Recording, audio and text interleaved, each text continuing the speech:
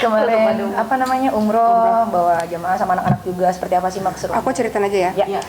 Alhamdulillah bersyukur kepada Allah Subhanahu Wa Taala karena kemarin diizinkan oleh Allah untuk berangkat umroh. Memang setiap tahun itu saya punya tugas untuk membimbing jamaah umroh dan haji. Makanya insya Allah kalau diizinkan sama Allah tiap tahun itu memang ada jadwal untuk umroh dan haji insya Allah. Nah setiap tahun alhamdulillah ada travel ya, Persada Indonesia memberangkatkan sekitar 15 orang para guru-guru Quran dari pesantren kami, pesantren Tahfidz Maskanul Huffaz. Jadi saya nggak hanya berangkat dengan keluarga komplit, tapi juga dengan guru-guru Quran setiap tahunnya. Siapa aja yang berangkat kemarin itu ada ibu, alhamdulillah setelah kejadian yang luar biasa. Kalau ibu sih mengatakan dirinya ibu ini udah mati suri kata beliau ya. Karena kata ibu ini udah ketemu sama orang tua, udah ketemu sama saudara-saudara yang udah nggak ada gitu. Karena ibu kan memang beliau itu kan nggak bernafas 5 menit kan, dan jantungnya nggak berdetak selama 5 menit dan memang udah dingin, udah pucat gitu pada saat itu waktu di ICU selama 11 hari. Jadi nggak ada yang menyangka bahwa ibu bisa kembali sehat seperti sedia kala dan bisa kembali umroh lagi gitu. Alhamdulillah dokter menyatakan ibu sehat dan bisa melaksanakan umroh. Jadi ibu kemarin berangkat umroh sama kita, kemudian tentu saja dengan anak-anak, 4 orang anak ini. Saya bersyukur pada Allah, mereka juga tiap tahun berangkat umroh alhamdulillah. Dan selama berada di kota Mekah memang tidak sekedar umroh, karena kami, khususnya saya punya tugas gitu ya, tugas untuk membersamai para jemaah setiap hari. Jadi setiap hari itu saya punya tugas setelah selesai ba'da asar sama qabla asar, sebelum asar sama setelah asar itu memang setiap hari itu mengisi pengajian atau mengisi ceramah. Di Madinah itu di pelataran Masjid Nabawi. Jadi biasanya dari travel lain mereka udah tahu tuh, oh mau kini adanya di pintu segini nih. Nah mereka biasanya datang gitu. Tiap hari ngisi di Masjid Nabawi dan tiap hari juga ngisi di Mekah. Di Mekah itu kita ngisinya di rooftop tiap pada subuh kalau di Mekah. Jadi saya punya tugas setiap hari membersamai para jemaah gitu. Berarti ini perdana juga anak-anak khususnya Sulaiman mungkin ya Uma? Gimana? Sulaiman itu udah umroh yang keberapa kali ya? Ini Sulaiman yang kedua kali umroh. Ini kan tapi makin ngerti ya Uma ya di usia. Ya, Masya Allah, banyak kejadian ya. Alhamdulillah, anak-anak sekarang sudah semakin besar. Jadi sudah tidak sesulit dulu ketika berangkat umroh. Alhamdulillah, dan anak-anak sudah semakin mengerti. Jadi kalau kita misalnya saya mengajak ke Raudhah, nah di sini ada makam Rasulullah, nah di sini ada mimbarnya Rasulullah. Jadi mereka ngerti ibadah yang mereka lakukan itu atau tempat yang mereka datangi itu ada ceritanya tersendiri gitu, ada kisah-kisahnya tersendiri. Jadi mereka ngerti. Saya tidak mau membiarkan anak-anak datang ke satu tempat sementara mereka nggak ngerti gitu. Misalnya mereka ke Bukit Uhud, mereka harus tahu dan saya nggak jelasin sendiri. Jadi biasanya teman-teman jemaah tuh pada bilang, wah Uma Oki jadi tour guide private untuk anak-anaknya sendiri gitu ya. Jadi biasanya anak-anak tuh akan saya jelasin gitu selama di perjalanan. Saya akan ngejelasin, atau sebelum perjalanan saya akan ngejelasin, kita akan ke Bukit Uhud, kita akan ke pemakaman Baqi, kita akan ke kubur Rasulullah, kita akan ke Raudhah. Jadi saya jelasin, kita akan tawaf. Nah tawaf itu maknanya seperti ini. Nah kita akan pakai ihram itu pakai maknanya begini. Kita akan sa'i, kita akan tahalul. Jadi anak-anak ini kan umurnya sudah 6 tahun ya, Ibrahim 6 tahun, 8 tahun dan 9 tahun. Jadi sudah harus mengerti tentang hal itu semua gitu. Jadi alhamdulillah anak-anak juga ngerti. Oh kalau misalnya sholat jenazah berarti pahalanya begini. Oh qabliyah ba'diyah ya harus dilakukan. Dan anak-anak itu benar-benar mereka berburu pahala di tanah suci. Jadi mereka bilang, Umah kalau kita berbuat baik pahalanya banyak kan Umah di tanah suci? Iya banyak. Akhirnya Masya Allah ya, ini nggak pernah dilakukan di rumah. Jadi mereka selalu bilang, kalau saya lagi ke restoran, mereka berebut, Uma mau apa? Uma mau kerupuk, Uma mau buah, Uma mau nasi, mau apa lagi Uma? Jadi saya tinggal duduk dengan tenang di restoran, nggak ngapa-ngapain. Mereka selalu bilang, Uma mau air, Uma. Jadi mereka rebutan mau ngambilin makanan, alhamdulillah. Jadi saya bahagia dilayani oleh anak-anak. Itu nggak pernah dilakukan di rumah ya, hanya di kota Mekah, Madinah saja. Terus mereka memang senang berbagi karena mereka bilang, mau dapat pahala. Jadi mereka memang selama di tanah suci itu sering ngambilin air zam-zam, dibagiin ke jemaah-jemaah. Kemudian mereka beli kurma, dibeliin sama neneknya, mereka bagiin ke jemaah. Mereka beli permen, mereka bagiin ke jemaah gitu. Jadi kebiasaan yang mereka lakukan selama di tanah suci itu adalah tiap hari berbagi kurma, berbagi air gitu. Ya alhamdulillah.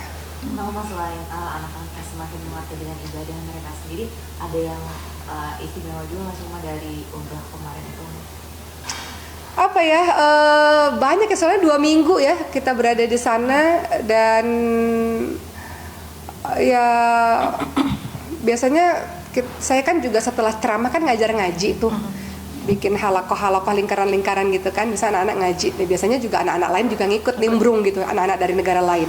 Alhamdulillahnya Maryam sama Khadijah ini kan udah lumayan bisa bahasa Arab gitu. Jadi itu juga yang penting.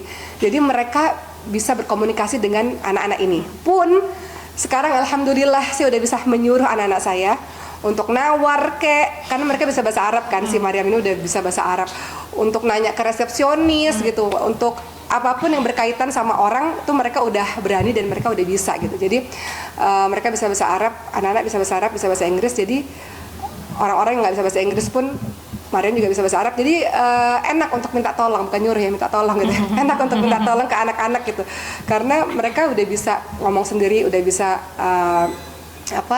udah bisa nawar sendiri gitu pakai bahasa Arab, alhamdulillah. Jadi praktek bahasa Arab lebih banyak sih sebenarnya di sana.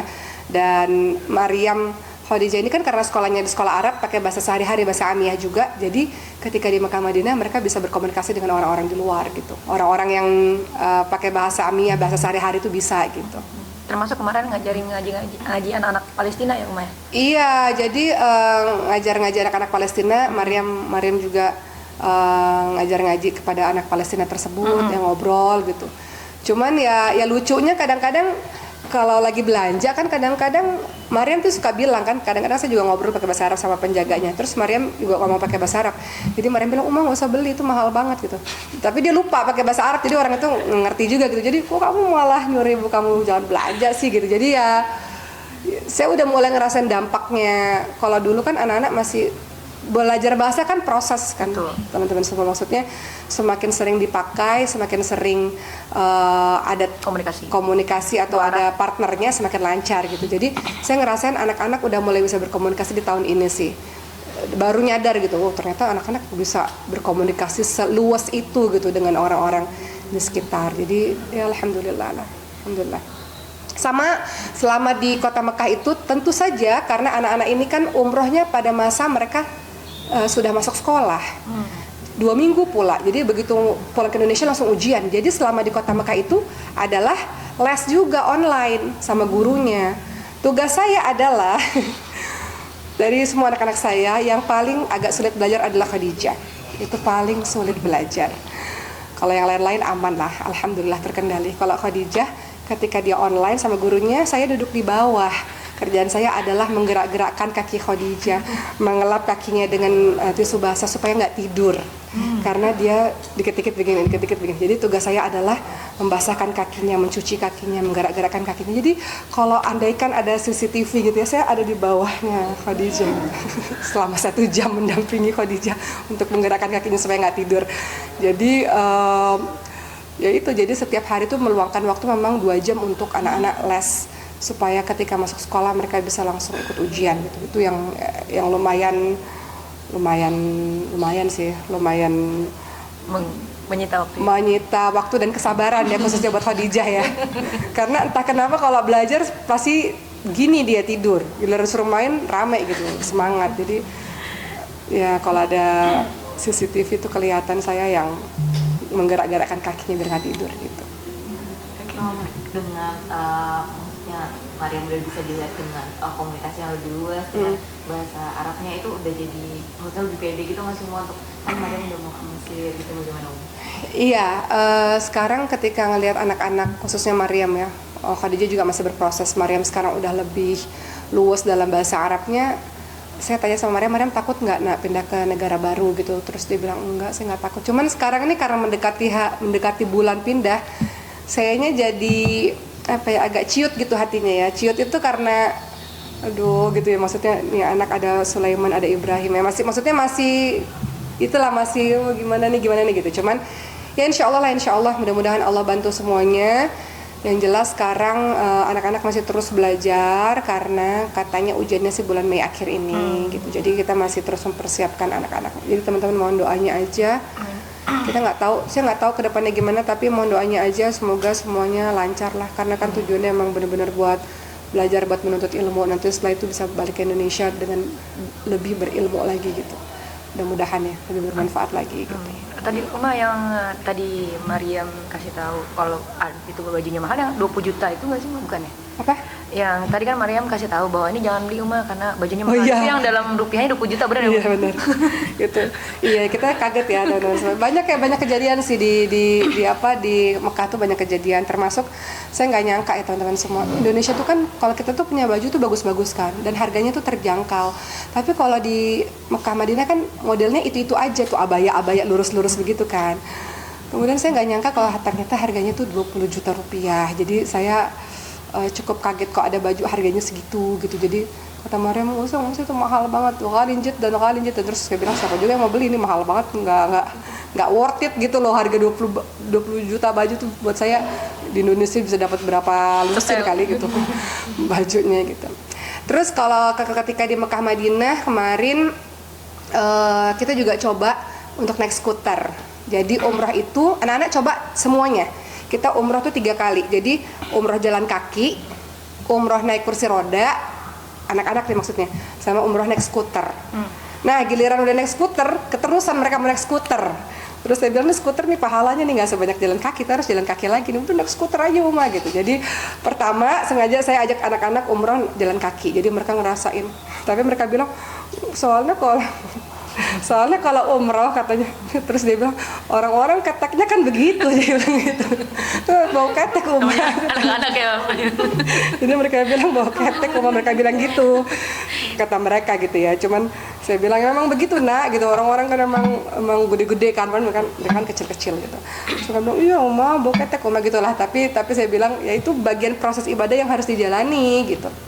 Terus abis itu anak-anak ngerasain naik kursi roda, terus habis itu anak-anak ngerasain yang namanya naik skuter. Jadi sekarang kalau teman-teman mau umroh tuh pilihannya ada 3 cara ya, teman-teman bisa jalan kaki. Tentu kalau bagi saya paling nikmat tuh jalan kaki ya teman-teman semua, karena kita bisa menikmati berdoa ketika jalan kaki, kita bisa menikmati setiap langkah kaki kita itu dengan bermunajat kepada Allah gitu. Tapi memang anak-anak lebih senang katanya naik skuter gitu. Ya kita ingin cobain semuanya sih. Tapi memang kita kasih penjelasan gitu bahwa tentu lebih baik kalau misalnya anak-anak kuat kita jalan kaki gitu. Jadi alhamdulillah mereka saya juga ingatkan pada mereka bahwa harus banyak bersyukur karena nggak semua orang bisa ke tanah suci gitu. Sementara anak-anak ini udah berkali-kali ke tanah suci. Kemudian anak-anak juga lihat kan, saya kan ketika berada di kota Mekah Madinah itu bukan hanya sekedar umroh tapi kan juga berdakwah gitu, punya tugas dakwah gitu. Jadi saya juga ajarkan pada anak-anak, dan setiap kali dakwah kan anak-anak lihat dan dengar. Saya katakan pada anak-anak yang mau jadi pendakwah satu hari nanti, lihat cara dakwahnya nanti harus lebih baik daripada ini gitu. Jadi anak-anak ngelihat gitu, anak-anak tahu oh gini loh caranya dakwah kayak gitu. Gitu sih. Ada lagi soal umrah? Ini ada nggak sih planning sama Mbak Cindy atau Ria Ricis untuk? Iya, insya Allah kalau Allah izinkan. Memang kan saya punya tugas ya tiap tahun itu mendampingi jemaah haji gitu. Sehingga di tahun ini insya Allah pada tanggal 12 Juni sampai saya pulang nanti 7 Juli insya Allah, saya, Cindy dan Ricis kita akan berangkat haji insya Allah. Teman-teman mohon doanya supaya Allah mudahkan, nggak ada halangan apapun. Allah panggil kami. Memang tahun ini kami berencana untuk berangkat haji bertiga insya Allah gitu, insya Allah. Berarti sudah ada persiapankah dari Uma dan adik-adik sendiri? Kalau untuk persiapan biasanya sih adik-adik akan bilang udahlah orang ntar hajinya sama Mboki ya pasti langsung dijelasin sama Mboki gitu. Kalau disuruh ikut manasik mereka bilang ntar juga dijelasin sama Mboki, di samping kita kan Mboki gitu. Jadi ya mereka ngerasa punya private yang ngedampingin mereka kali ya. Jadi ya kalau persiapan nggak ada persiapan yang berarti sih, hanya saja memang kalau haji itu kan persiapannya apa ya, selain persiapan keuangan tentu saja kan, kedua kan persiapan fisik karena lama. Haji tuh capek loh teman-teman semua, jauh jalannya, berkilo-kilometer gitu ya. Tapi saya pikir adik-adik saya nggak ada masalah dengan itu, apalagi Ricis memang dia atlet, suka olahraga, nggak capek disuruh jalan berkilo-kilometer juga. sama paling persiapan ilmu, persiapan ruhiyah. Kalau persiapan ilmu itu untuk adik-adik sih saya bisa langsung, karena kita sekamar juga kan. Jadi kita tuh setiap hari sekamar bertiga hampir sebulan mungkin. Jadi adik-adik pasti kayak umrah kemarin banyak nanyanya ya di kamar gitu. Gitu. Mohon maaf Uma, ini berarti haji yang keberapa Untuk aku? Uma dan adik-adik mungkin? Kalau untuk Reci sama sini ini haji yang pertama. Masya Allah. Kalau untuk saya ini haji yang ketiga insya Allah. Amin, amin. Mudah-mudahan lancar. Amin, amin, amin, amin.